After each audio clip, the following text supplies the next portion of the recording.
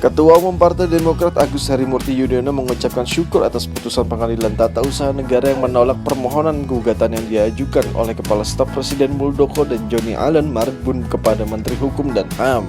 Menurut AHY, putusan PT UN sudah tepat, mengingat materi gugatan pihak Muldoko yang menggugat Kemenkumham tidak memiliki legal standing yang kuat. Hal ini dikatakan AHY dalam video konferensi di kantor DPP Partai Demokrat Jakarta Rabu sore. AHY meyakini bahwa hukum di Indonesia tak akan bisa dibeli, walaupun seseorang yang menggugat telah menjadi pengusaha. Keputusan hukum ini memberi pesan bagi demokrasi Indonesia dan sebagai tanda kemenangan bagi rakyat. Penolakan ini semakin memperkuat keputusan Mahkamah Agung sebelumnya yang juga menolak permohonan pihak KSP Muldoko tentang judicial review AD/ART Partai Demokrat. Atas dua keputusan yang fundamental itu, kami sekali lagi mengucapkan puji syukur kepada Allah Subhanahu wa Ta'ala. Dengan izin dan kehendak Tuhan yang Maha Kuasa itu, alhamdulillah, kebenaran dan keadilan yang kita perjuangkan tetap tegak di negeri ini.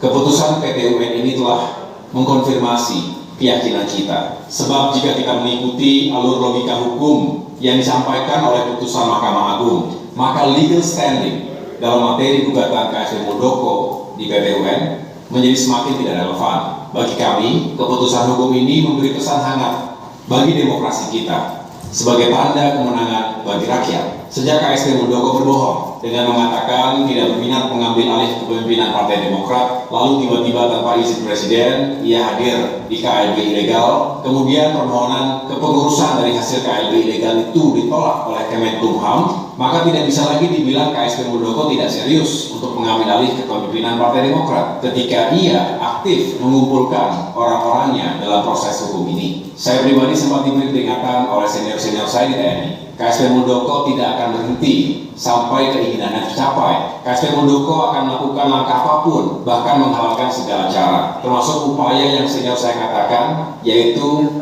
upaya membeli hukum. Tapi kami semua yakin, hukum akan tetap tegak. Hukum tidak akan bisa dibeli selama kita berjuang di atas kebenaran itu. Dan selama kebenaran yang kita perjuangkan itu mendapatkan dukungan rakyat dan ridho dari Tuhan Yang Maha Besar. Itulah yang tidak dimiliki oleh KSP Muldoko dan orang-orang yang berusaha menjerumuskannya ke dalam jurang kehancuran. Bukan hanya saya pribadi yang berusaha untuk memahami mengapa KSP Muldoko yang juga sebenarnya adalah senior saya di TNI ini mudah dijerumuskan oleh orang-orang yang mau kekuasaan. Tetapi banyak senior-seniornya juga yang mempertanyakan hal itu. Terkait hal ini, saya serahkan kepada KSP Muldoko sendiri untuk menjawabnya. Bagi kami, keputusan hukum ini adalah wake up call bagi para perusak demokrasi. Jangan ada lagi niat sedikit pun bagi siapapun, bahkan meski mereka sedang berada di kursi kekuasaan, untuk mengambil alih kepemimpinan sebuah partai politik melalui upaya KLB ilegal.